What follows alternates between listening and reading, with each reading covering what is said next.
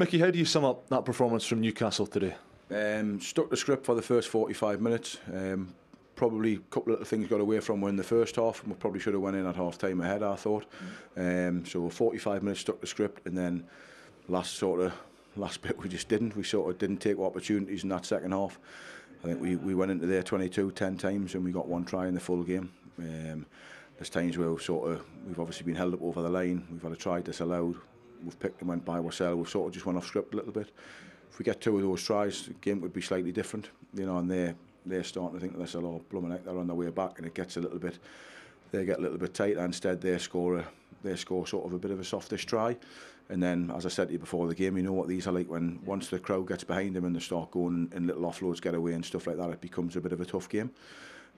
So I thought that the game was sort of lost in and around that, like, sort of, what'll it be, that the middle section really of the second half.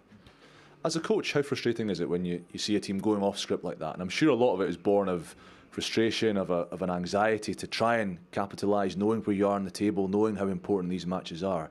Is there much you can do as a coach when players start forcing things or making poor decisions? I think it is tough, obviously, the position we're in, and obviously the fact that the lads are so desperate. Such a good sort of bunch of lads, and such a good group of lads. They just want to try so hard to obviously get over the line and get with that victory. And sometimes someone thinks they can score, and I don't think they do. They never do things deliberately. I just think it's stuff we've possibly got to do in training, just to put them under different pressures in training, so that when we do come to positions like this, that we're not going to be going off the script.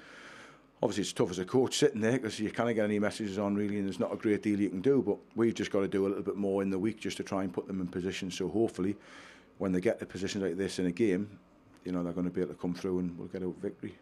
So you add a little bit more game-related pressure, situation-related drills to training when you've got this break, this 2-month gap without matches. Is that something that you've discussed with Steve Diamond, and what has he said to you about what needs to change and what needs to happen over this next period when you don't have a game to prep for? No, well, the plan of attack is obviously next week. All of our lads are off next week. They've had a tough stint. It's been a long sort of first bit of the season, so everyone's going to have a week off next week. We've got a couple of meetings with Steve. A few of the coaches and a few of the management staff and stuff have got meetings with Steve, where the plan will be put together for the next 5 or 6 weeks. He's already spoken about what he's looking to do. You know what Steve's all about, and that's probably what he's going to bring in. So we'll have this week off. We'll have a chat as coaches, and we'll set a good plan in place for the next 6 or 7 weeks, and then we'll crack on for that.